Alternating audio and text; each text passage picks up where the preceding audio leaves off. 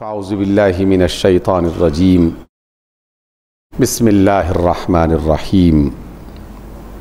واضرب لهم مثل الحیاة الدنیا كماء انزلناه من السماء فاختلط به نبات الارض فاصبح هشیما تذروه الرياح وَكَانَ اللَّهُ عَلَى كُلِّ شَيْءٍ مُقْتَدِرًا الْمَالُ وَالْبَنُونَ زِينَةُ الْحَيَاةِ الدُّنْيَا وَالْبَاقِيَاتُ الصَّالِحَاتُ خَيْرٌ عِنْدَ رَبِّكَ ثَوَابًا وَخَيْرٌ أَمَلًا صدق اللہ مولانا العظیم۔ سب تعریف اللہ کے لیے اور سارے درود و سلام جناب رسول اللہ صلی اللہ علیہ وسلم کی ذات بابرکات کے لیے۔ سب سے بہترین کلام اللہ کا اور سب سے بہترین بات جناب رسول اللہ صلی اللہ علیہ وسلم کی۔ اللہ نے اس قرآن کو قیامت تک کے لیے تمام انسانوں کے حوالے سے رہنمائی کی کتاب بنایا، اور اس رہنمائی کی عملی مثال جناب رسول اللہ صلی اللہ علیہ وسلم کی زندگی کو قرار دیا۔ اس وجہ سے جب تک اللہ کی توفیق ہے ہم قرآن کی آیات کو موضوعات کے حوالے سے رہنمائی کا ذریعہ بناتے ہیں، اور رسول اللہ صلی اللہ علیہ وسلم کی حیات طیبہ سے اس کی مثالیں تلاش کرتے ہیں، تاکہ جو بات بھی سمجھ میں آئے اس پر پورا یقین ہو، پورا اعتماد ہو کہ ہم محض کسی عام مفکر اور فلسفی اور کسی شخص کی ذاتی رائے کی بنیاد پر کوئی بات نہ سیکھ رہے ہیں اور نہ اسے زندگی کا حصہ بنا رہے ہیں، بلکہ ہم اللہ کی تعلیم اور اللہ کے رسول کا عملی مظاہرہ اور مثال اسی سے ہی اپنی زندگی کے لیے رہنمائی حاصل کرنے کی کوشش کر رہے ہیں۔ آج کی یہ جو آیات میں نے آپ کے سامنے پڑھیں یہ سورۃ الکہف کی آیات ہیں، سورۃ الکہف کی آیت نمبر 45 اور 46، اور یہی مضمون ہو بہو یہی مضمون قرآن کی 20 صورتوں میں بار بار دہرایا گیا ہے، اور اس کو مختلف مقامات پر رکھ کے ہمیں سمجھایا گیا ہے، کیونکہ یہ اس زندگی کی حقیقت کو بیان کرتا ہے، اور جب کسی کی حقیقت کا اندازہ ہو جائے تو پھر اس کو سامنے رکھتے ہوئے ہمیں اپنے ہر ایکشن کا فیصلہ کرنا ہے، ہر عمل کا، ہر کردار کا فیصلہ کرنا ہے، کیونکہ وہ اسی کے ساتھ جڑا ہونا چاہیے۔ اللہ رب العزت فرماتے ہیں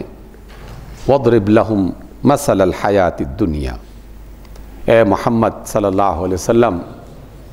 آپ ان لوگوں کو دنیا کی زندگی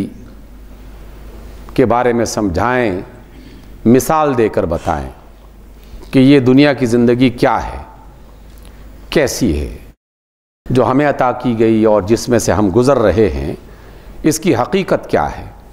آپ ان کو سمجھائیں اور بتائیں، تاکہ انہیں پتہ چل جائے کہ اس زندگی کی یہ حقیقت ہے، اور اسی کو سامنے رکھتے ہوئے ہمیں ہر کردار اپنانا چاہیے یا چھوڑنا چاہیے۔ مثال اللہ خود بتا رہے ہیں، فرما رہے ہیں کہ کماء انزلناہ من السماء، اس دنیا کی زندگی کی مثال ایسی ہے کہ جیسے آسمان سے ہم نے پانی کو اتارا، فاختلط بہ نبات الارض، اور وہ پانی زمین کی نباتات میں یا زمین سے اگنے والی چیزوں میں وہ داخل ہوتا ہے، اور اس پانی کی وجہ سے اللہ تعالیٰ اس زمین کی نباتات کو سرسبز بناتا ہے، شاداب بناتا ہے، اس کے اندر ایک زندگی کی رونق اور اس کے آثار دکھائی دیتے ہیں، پھل پھول ظاہر ہوتے ہیں درختوں کے اندر، پودوں کے اندر، خود انسانوں اور انسانوں سے وابستہ مختلف قسم کی مخلوقات، یہ سب اس پانی سے سیراب ہوتی ہیں۔ اس کی بنا پر زندگی میں ایک جوانی، طاقت، توانائی، اس کے آثار دکھائی دیتے ہیں، پودوں میں بھی، حیوانات میں بھی، انسانوں میں بھی۔ لیکن دنیا میں ہزارہا کروڑہا برسوں سے انسان دیکھ رہے ہیں کہ پودے ہوں، جانور ہوں یا انسان ہوں، ان کی زندگی کی حالت ایک حالت میں برقرار نہیں رہتی۔ کسی بھی چیز کا آغاز ہوتا ہے، اسے ترقی ملتی ہے، جوانی اور توانائی میسر آتی ہے، لیکن پھر اس میں زوال شروع ہو جاتا ہے۔ اور فرمایا کہ فَأَصْبَحَ هَشِيمًا، وہ نباتات جو کل تک کھیتوں کو سرسبز دکھا رہی تھیں اور اس میں زندگی بڑے جوبن پر اور بڑے خوبصورت انداز میں دکھائی دے رہی تھی، چند ہی دنوں کے بعد آپ اسی کھیت کے قریب سے گزریں تو پتہ چلتا ہے کہ فصلیں کٹ چکی، اناج میں سے بھوسا الگ کر دیا گیا، اور وہ جو بھوسا ہے وہ ہواؤں کی زد میں ادھر سے ادھر اڑ رہا ہے، خشک اور بنجر حالت میں دور دور تک سبزے کا نام و نشان دکھائی نہیں دیتا۔ کل کے کھیت کھلیان بالکل بے آب و گیا اور ایک بنجر میدان اور چٹیل میدان کی شکل میں تبدیل ہو جاتا ہے۔ حیوانات بھی اسی طریقے سے اور ہم انسان بھی اسی طریقے سے، بچوں کی توانائی، جوانوں کی طاقت، ہم سب ان مراحل کو دیکھتے بھی ہیں اور گزر بھی چکے، لیکن بالآخر زوال پذیر ہو جاتی ہے ہر چیز۔ یہ اللہ نے اس زمین کی زندگی کی قسمت میں لکھ دیا ہے، اور اس سے کوئی بھی مبرہ نہیں، اس سے کوئی بھی خالی نہیں۔ حتیٰ کہ اللہ کے انتہائی محبوب انبیاء بھی اسی پروسیس کا حصہ بنتے رہے، اسی سنت کا حصہ بنتے رہے۔ بعض انبیاء کا ذکر باقاعدہ قرآن مجید میں اس کیفیت کو ظاہر کرنے کے لیے بیان کیا گیا کہ ان میں سے بعض کو جب بڑھاپے کی حالت میں اولاد کی خوشخبری سنائی گئی تو ان میں سے کہا کہ اللہ یہ کیسے ہو سکتا ہے، بال سفید ہو چکے، بڑھاپا طاری ہو چکا، میں بھی اس قابل نہیں اور میری گھر والی بھی اس قابل نہیں کہ اولاد پیدا کی جا سکے، یہ بشارت کیسے سنا رہا ہے؟ گویا کہ انبیاء بھی اللہ تعالیٰ کے اس بنائے ہوئے قانون کا حصہ بن کے ان مراحل سے گزرتے ہیں۔ ہمیں بھی یہ بتایا جا رہا ہے اور مسلسل بتایا جا رہا ہے، اور ہم اپنی آنکھوں سے بھی دیکھ رہے ہیں، لیکن اس کے باوجود اگر کوئی شخص دنیا کی زندگی کی اتنی بڑی حقیقت کو جاننے کے باوجود وہ اپنے رویوں کو نہیں بدلتا، اپنے معاملات کو نہیں بدلتا، اپنا کردار نہیں بدلتا، تو اس سے زیادہ نادان، اس سے زیادہ بے وقوف اور اپنے آپ کو اپنے ہاتھوں سے نقصان پہنچانے والا اور کوئی نہیں ہو سکتا۔ اس لیے اللہ نے دنیا کی زندگی کی یہ حقیقت بتانے کے بعد فرمایا وَكَانَ اللَّهُ عَلَى كُلِّ شَيْءٍ مُقْتَدِرًا، اور اس سے پہلے بتایا کہ وہ جو بھوسا بن چکا ہے، کھیت کھلیان، تزروہ الریاح، اسے ہوائیں ادھر سے ادھر اڑاتی رہتی ہیں، اور اللہ تعالیٰ ہر چیز پر پوری قدرت رکھتا ہے۔ یہ بتانے کے بعد پھر اللہ رب العزت ایک دوسری حقیقت تعلیم کے طور پر ہمیں بتا رہے ہیں۔ اللہ فرماتے ہیں کہ المال والبنون زینت الحیات الدنیا، اے لوگو، جس طرح کھیت کھلیان سرسبز تھے، پھر بھوسا بن کے نام و نشان مٹ گیا، تو تمہارے مال اور تمہاری اولاد یہ بھی اسی طرح کی دنیا کی زندگی کی زینت ہے. یہ زینت بھی بالآخر ختم ہو جائے گی. جس طرح کھیت کھلیان میں سے فصلیں ختم ہو جاتی ہیں، تمہارا مال اور تمہاری اولاد اس نے بھی بالآخر ختم ہو جانا ہے اور اپنے آخری انجام تک پہنچنا ہے. اس لیے انہیں پالنا بھی چاہیے، ان کی طرف توجہ بھی کرنی چاہیے، ان کی دیکھ بھال بھی کرنی چاہیے، لیکن یہ نہیں سمجھنا چاہیے کہ یہ مال میرا ہمیشہ میرے پاس رہے گا، یہ اولاد ہمیشہ میرے لیے سہارا بنے گی. یہ نہیں ہے حقیقت. اللہ فرماتے ہیں کہ والباقیات الصالحات، جو باقی رہنے والی چیزیں ہیں وہ تو آپ کا نیک عمل، آپ کا اچھا کردار، آپ کے اچھے کام، وہ باقی رہنے والے ہیں. اس کو فنا نہیں ہے. کھیت فنا ہو جائیں گے، مال ختم ہو جائے گا، اولاد بھی جو ہے وہ بڑھاپے کی عمر میں یا اس کے علاوہ اور کئی اسباب ہیں اس کو چھوڑنے کے، وہ بھی تم سے دور ہو جائے گی. اور ہزارہا اسباب تو ہم اپنی آنکھوں سے دیکھ رہے ہیں. جو اولاد نافرمان ہو جائے یہ تو انتہائی بد نصیبی کی بات ہے نا، لیکن جس کی اولاد انتہائی فرما بردار اور خدمت گزار ہے، کتنے ہی سینکڑوں لوگ ہم میں موجود ہیں کہ کسی بھی وجہ سے ان کی اولاد ان کے پاس نہیں رہتی. بچیوں کی شادیاں ہو گئیں، وہ ہزاروں میل دور چلی گئیں. بچے اپنے روزی اور رزق کے حوالے سے ملک چھوڑ کے دوسرے ملکوں میں چلے گئے، شہر چھوڑ کر دوسرے شہروں میں چلے گئے، پاس تو نہیں رہے. محض ایک احساس ہوتا ہے کہ ہمارے بچے موجود ہیں، لیکن وہ والی کیفیت تو نہیں ہوتی جو چند سال پہلے گھر کی رونق کی شکل میں موجود ہوا کرتی تھی، جب ایک ہی چولہے کے گرد بیٹھ کر ماں باپ اپنے بچوں کے ساتھ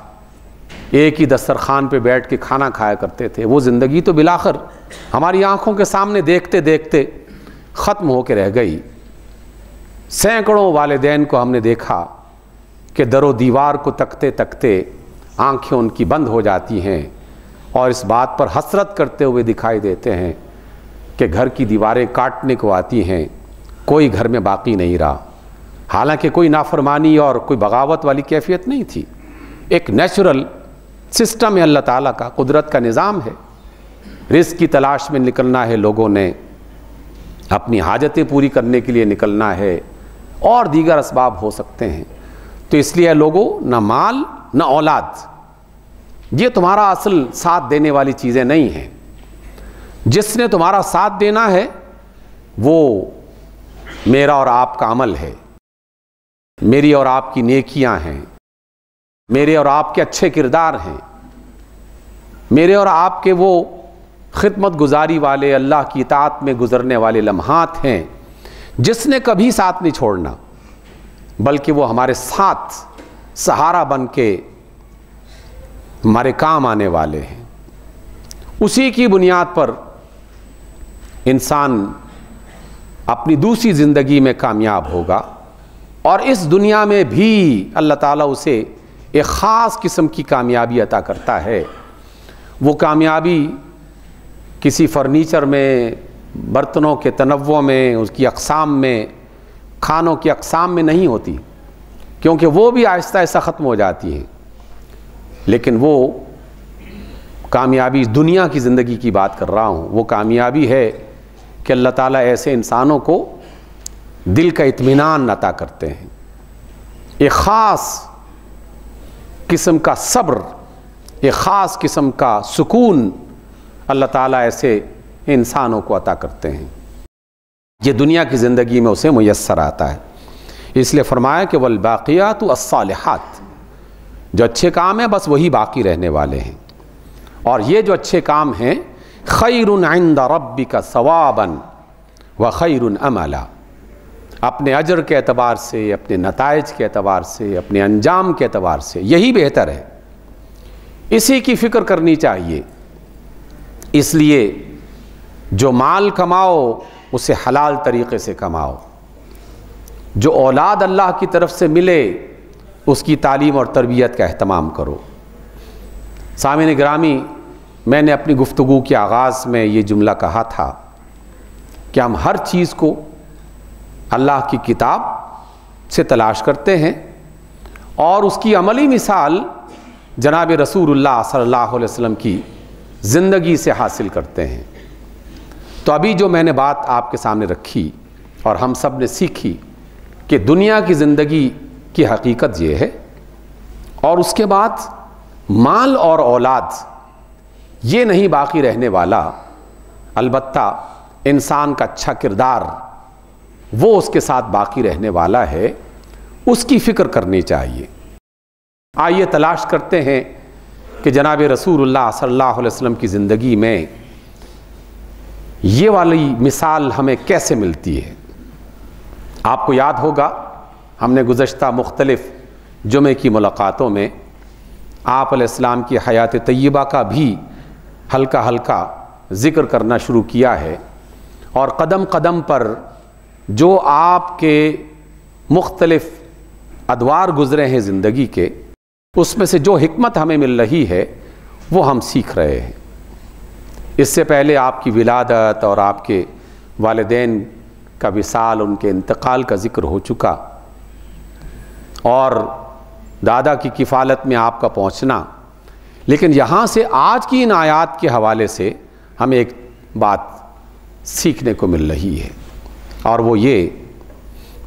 کہ انسانوں کی پرورش اور ان کے پالنے کے لیے نظام اللہ تعالیٰ نے بنا رکھا ہے، اور وہی اس کے اسباب پیدا کرتا ہے، لیکن عقل مند انسان وہ ہیں کہ جو اللہ تعالیٰ کے ان وسائل کو سامنے رکھتے ہوئے ہر آن کسی نہ کسی خوبی اور کسی نہ کسی اچھائی کی تلاش میں رہتا ہے اور اسے اختیار کرتا رہتا ہے۔ چونکہ اللہ رب العزت نے جناب رسول اللہ صلی اللہ علیہ وسلم کی زندگی کے ایک ایک لمحے کو ہمارے لیے مثال بنایا ہے، اس لیے آج ہم یہ جانتے ہیں کہ جب آپ علیہ السلام کو یکے بعد دیگرے مختلف صدموں سے گزرتے ہوئے اپنے دادا کی کفالت میں اللہ تعالیٰ نے موقع دیا، پھر ان کا بھی انتقال ہو گیا، پھر آپ کے چچا جناب ابو طالب انہوں نے آپ کو پالنا شروع کیا، تو مال اور اولاد کا اب یہاں سے ایک خاص طریقے سے اظہار ہوتا ہے۔ جناب ابو طالب رسول اللہ صلی اللہ علیہ وسلم کے سگے چچا تھے، اور بھی کئی چچا تھے، لیکن ان کا ایک خاص تعلق یہ بھی تھا کہ یہ ماں کے اعتبار سے جناب رسول اللہ صلی اللہ علیہ وسلم کے والد اور جناب ابو طالب ماں جائے جسے کہتے ہیں نا، باپ کی طرف سے بھی اور ماں کی طرف سے بھی ایک رشتے میں پروئے ہوئے تھے، لیکن غریب تھے، مال کم تھا، اولاد زیادہ تھی۔ جناب ابو طالب کے گھر میں رسول اللہ صلی اللہ علیہ وسلم کی پرورش اللہ کی مرضی سے ہوئی، اگرچہ وصیت جناب عبد المطلب نے کی تھی۔ اللہ تعالیٰ چاہتا تو آپ کے چچاؤں میں سے جناب عباس زیادہ مالدار آدمی تھے، تو آپ صلی اللہ علیہ وسلم کو ان کی کفالت میں بھی پہنچایا جا سکتا تھا، لیکن اللہ کی مشیت کچھ نہ کچھ تو بتا رہی ہے نا۔ مشیت یہ بتا رہی ہے کہ دنیا میں مشقت کی زندگی، محنت کی زندگی اللہ کو زیادہ پسند ہے، عیش و آرام کی زندگی یہ نہ اللہ کو پسند ہے اور نہ اللہ کے رسولوں نے اس کو اختیار کیا ہے۔ آپ کی کفالت کے لیے جس شخصیت کا انتخاب کیا گیا وہ اپنے تمام بھائیوں میں مالی اعتبار سے کمزور تھے، لیکن جس اعتبار سے وہ سب سے زیادہ امیر تھے وہ اپنے کردار، اپنی عقل، اپنی دانشمندی، اپنی محبت اور معاشرے میں ایک خاص قسم کی عزت اور وقار کے اعتبار سے، یعنی جناب ابو طالب جو تھے عقلی اعتبار سے باقی تمام کے مقابلے میں بہتر سمجھے جاتے تھے، اور کسی بھی پنچایت میں ان سے مشورہ کرنا زیادہ پسند کیا جاتا تھا، اور وجاہت، ذاتی چہرے کی وجاہت کے اعتبار سے بھی ایک باوقار شخصیت کے مالک تھے۔ اور ساتھ دینے کے اعتبار سے تو پوری زندگی بتا رہی ہے کہ جب مکہ کا ایک ایک فرد آپ کا دشمن ہو گیا تھا اور آپ کے چچا اور ان کے اولاد کی زندگی بھی اجیرن بنا دی گئی تھی، تو انہوں نے ایک دفعہ یہ کہا تھا اپنے بھتیجے جناب رسول اللہ صلی اللہ علیہ وسلم سے کہ بھتیجے جو تمہارا دل چاہتا ہے کرو، اور جب تک میں زندہ ہوں آپ کی حفاظت کرتا رہوں گا اور آپ کا ساتھ دیتا رہوں گا۔ حالانکہ چاہتے تو مکہ کے دیگر سرداروں کی طرح ہاتھ اٹھا سکتے تھے کہ بھی تم ہماری بات نہیں مان رہے، جاؤ بڑے ہو گئے ہو، اپنی زندگی خود گزارو، ہماری مشکلات میں کیوں اضافہ کر رہے ہو۔ آخری لمحے تک ساتھ دیا۔ لیکن رسول اللہ صلی اللہ علیہ وسلم کی طرف سے بھی ہمیں ایک کردار سکھایا جا رہا ہے، اور وہ کردار یہ ہے کہ یتیمی ہے، کمزوری ہے، عمر کتنی ہے؟ بمشکل 8 برس، 9ویں برس میں داخل ہوئے ہیں، تو گھر میں آ کر بوجھ بھی بن سکتے تھے، لیکن فوراً ہی چچا کی مدد کرنے کے لیے باقاعدہ پیسہ اور رزق کمانا شروع کر دیا۔ رسول اللہ فرماتے ہیں کہ میں بھی قریش کے لوگوں کی بکریاں چرایا کرتا تھا، اونٹ چرایا کرتا تھا۔ یہ جو اجیاد کی پہاڑیاں ہیں، مکے میں ایک پہاڑی سلسلے کا نام ہے اجیاد، جیسے مارگلہ ہمارے ہاں ہے، ان پہاڑیوں پہ مکہ کے لوگوں کی بکریاں اور اونٹ چراتا تھا، اور اس کے عوض میں وہ مجھے کچھ سکے دیا کرتے تھے۔ اور یہ عرصے تک، کئی سال تک آپ صلی اللہ علیہ وسلم نے یہ محنت اور مشقت کی، کئی چیزیں بیک وقت سیکھی اور سکھائی جا رہی ہیں اللہ تعالیٰ کی طرف سے۔ ایک یہ کہ جس گھر میں ہو اس گھر میں باقاعدہ بوجھ بن کے نہیں بلکہ معاون بن کے رہنا ہے، رزق حاصل کرنے میں، روزی کمانے میں، جس گھر میں رہتے اس کے افراد کا حصے دار بننا ہے، تعاون کرنا ہے، محنت کرنی ہے۔ اور دوسرا جسمانی طور پر پہاڑوں میں بھاگنا دوڑنا، بکریوں کو اونٹوں کو چرانا مشقت والا کام ہے۔ پھر اس کے بعد تجارت شروع کر دی، اور یہ 15-16 برس کی عمر میں، 12 سال کی عمر میں تو میں ایسے ایک دفعہ سیر کی، لیکن باقاعدہ 15-16 برس کی عمر میں تجارت شروع کر دی۔ تو سامعین گرامی، مختصر ملاقات میں جو ہم سیکھ رہے ہیں وہ یہ کہ دنیا کی حقیقت یہی ہے جو ہم دن رات دیکھتے ہیں، جس میں سے ہم گزر رہے ہیں۔ اپنے لیے اس دنیا کی زندگی کو جہنم اور آخرت میں عذاب کا ذریعہ نہ بنائیے، کیونکہ مال اور اولاد اللہ کی نعمت تو ہے، لیکن ہم اپنی نادانیوں کی وجہ سے اس نعمت کو زحمت بنا دیتے ہیں۔ جب بھی کسی غلط طریقے سے مال کمانے کی کوشش کی جائے تو وقتی طور پر تھوڑا سا فائدہ، تھوڑی سی لذت انسان کو مل جاتی ہے، لیکن وہ انسان دنیا اور آخرت میں بے قدرہ ہو جاتا ہے۔ اللہ تعالیٰ اس کی عزت کو ختم کرتا ہے اور برکتیں ختم ہو جاتی ہیں۔ آپ نے یقیناً پڑھا ہوگا کہ آدمی جب شیطان کی راہ پہ چلتا ہے تو کس کس طریقے سے اسے غلط راہوں پہ چلاتا ہے۔ پاکستان میں بے نظیر انکم سپورٹ کے طور پر جو مال خرچ کیا گیا، تو خبریں آ رہی ہیں آج کل کہ 10 سال تک ایسے لوگ بھی اس مال میں سے حصہ بناتے رہے کہ جو باقاعدہ 17, 18, 19, 20 گریڈ کے لوگ، لاکھوں روپے جن کی ماہانہ تنخواہ، انہوں نے بھی اور ان کی بیگمات نے بھی کارڈ بنوا رکھے تھے۔ کتنے پیسے ملتے ہوں گے انہیں؟ چند ہزار۔ لیکن جب انسان شیطان کے راستے پر چلتا ہے تو شیطان ان کے رزق کو حرام بنانے میں کوئی موقع جانے نہیں دیتا۔ چھوٹی سی بات بھی وہ اس کو حاصل کرنے میں کوئی شرم و حیا محسوس نہیں کرتے، اور شیطان ان کے رزق کو ناپاک بنا دیتا ہے۔ اور یہ تو ایک چھوٹی سی مثال ہے، روزمرہ کی زندگی میں ہم بھی اپنے رزق کو حرام بناتے رہتے ہیں۔ یہ جو مختلف چیزوں کے فروخت اور خرید میں ہم جو بے ایمانیاں کرتے ہیں، جھوٹ بولتے ہیں، فراڈ کرتے ہیں، دھوکہ دیتے ہیں، یہ کیا چیز ہے؟ یہ اس حقیقت کا انکار ہے جو اللہ تعالیٰ نے ہمیں قرآن میں بتائی ہے کہ لوگوں دنیا کی زندگی بالآخر ختم ہو جانی ہے، اور یہاں پر جو موجود مال اور اولاد ہے یہ آزمائش ہے تمہارے لیے، اور باقی رہنے والا جو ہے وہ تمہارا کردار ہے۔ اس لیے کچھ وقت کے لیے اگر حرام مال کمانے کا موقع مل رہا ہے تو صبر کر لو، حرام کو اپنے رزق کا حصہ مت بناؤ۔ کچھ وقت کے لیے اپنے بچوں کو پروموٹ کرنے کا کوئی غلط راستہ اختیار کر رہے ہو، اس سے بچ جاؤ، صبر کر لو، وہ تمہارے لیے زیادہ بہتر ہے اور تمہارے بچوں کے لیے بھی زیادہ بہتر ہے۔ اور تیسری بات ہم نے سیکھی کہ رزق حاصل کرنے کے لیے اللہ کی زمین پر محنت اور مشقت کرنا یہ باعث عزت کام ہے، یہ قابل فخر کام ہے، اور جو آدمی بھی محنت کرتے ہوئے رزق کما رہا ہے اس کی عزت کرنی چاہیے۔ میں اپنی گفتگو میں مختلف اوقات میں یہ جملہ دہراتا رہتا ہوں، اس وجہ سے دہراتا رہتا ہوں کہ ہمارے ذہنوں میں یہ خناس داخل ہو چکا کہ ہم امیر لوگوں کی عزت کرتے ہیں یہ دیکھے اور جانے بغیر کہ اس نے یہ دولت کہاں سے کمائی ہے، بلکہ بعض اوقات جانتے بوجھتے جانتے ہیں پورے یقین کے ساتھ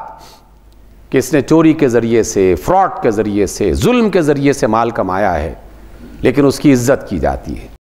اور غریب آدمی جو چند روپے کماتا ہے اپنے ہاتھ کی محنت سے، اپنے بھاگ دوڑ کی محنت سے، ہم اسے وہ عزت نہیں دیتے جس کا وہ حق رکھتا ہے۔ اور یہ اللہ کے رسول کا حکم ہے، اللہ تعالیٰ کی یہ پسندیدہ بات ہے کہ لوگوں جو محنت کرنے والا فرد ہے اور اس کے حلال کی تلاش میں جو شخص کام کرتا ہے وہ اللہ تعالیٰ کے ہاں زیادہ محبوب اور اس کے رسول کے نزدیک زیادہ اچھا اور انجام کے اعتبار سے زیادہ بہتر ہے۔ اس لیے ہمیں اپنے بچوں کو محنت کرنے کا عادی بنانا چاہیے۔ آخری جملہ عرض کر کے آج کی اس ملاقات سے ہم نکلتے ہیں۔ دیکھیے رسول اللہ صلی اللہ علیہ وسلم کی سیرت سے ہم نے یہ سیکھا کہ بچپن تھا، ابھی 8-9 سال کی عمر، یہ تقریباً لڑکپن اور بچپن کی حالت ہی ہوتی ہے، لیکن اس میں بھی آپ نے باقاعدہ خود سے پیسہ کمانا، رزق کمانا، محنت کرنا، اس کو اختیار کیا۔ دنیا کے کئی ترقی یافتہ ممالک میں باقاعدہ آج کل اس کو ایک کلچر بنایا گیا۔ میں نے خود بھی دیکھا اور کئی ہمارے دوستوں نے آ کے بتایا کہ کئی ترقی یافتہ ملکوں میں باقاعدہ والدین اپنے بچوں کو گرمی کی چھٹیوں میں یا دیگر جو چھٹیاں ان کے یہاں ہوتی ہیں ان چھٹیوں میں چھوٹے موٹے کام کرنے پر آمادہ کرتے ہیں۔ جاؤ کسی دکان پہ جا کے کام کرو، کسی ڈپارٹمنٹل سٹور میں جا کے کام کرو، کسی کھیت میں جا کے کام کرو، اور نہیں تو کسی ہاسپٹل میں ہی جا کر مریضوں کی خدمت کرنے کا، بغیر کسی پیسے لینے کے، یا اگر مل رہے ہیں تو دونوں صورتوں میں انہیں باقاعدہ اس بات کے لیے ٹرینڈ کیا جاتا ہے، اور یہ ان کی تعلیم کا اور ایجوکیشن کا ایک پارٹ بنا کے، اور اس پر باقاعدہ انہیں نمبر دیے جاتے ہیں تاکہ انہیں انکریج کیا جائے کہ معاشرے میں صرف پیسے لے کر اور عیاشی کرنا اور آرام کرنا اور ویڈیو کھیلتے رہنا اور یہ کوئی اچھی زندگی اور ایک اچھے معاشرے کی علامت نہیں ہے۔ اچھے معاشرے اپنے بچوں کو ہونہار، جفاکش، محنت کرنے والے بناتے ہیں، اور اگر رزق حلال کا اس کے اندر حصہ شامل کر دیا جائے پھر تو کیا ہی کہنے، خدمت کی خدمت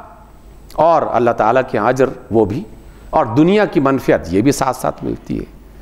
تو اس لیے سامعین گرامی، آج کی ملاقات میں 3-4 باتیں ہم نے سیکھیں۔ پہلی بات کہ دنیا کی رونقیں ہمیشہ کے لیے کبھی نہیں بنائی گئیں۔ دوسری بات کہ اللہ کی طرف سے اولاد بھی نعمت ہے اور مال بھی نعمت ہے، لیکن اس نعمت کا حق ادا کرنے کا طریقہ یہ ہے کہ مال کماؤ تو حلال طریقے سے کماؤ، اور اولاد کی تربیت کرو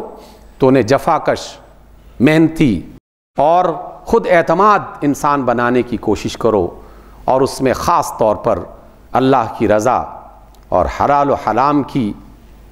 باقاعدہ تعلیم دیتے ہوئے، انہیں گائیڈ کرتے ہوئے بار بار یہ سمجھایا جائے کہ یہ اللہ کو پسند ہے اور یہ اللہ کو پسند نہیں ہے، حرام سے بچا جائے، اللہ کی اطاعت کرنے کی کوشش کی جائے۔ اللہ مجھے بھی توفیق دے اور آپ کو بھی۔ اقول قولی ھذا واستغفر اللہ لی ولکم۔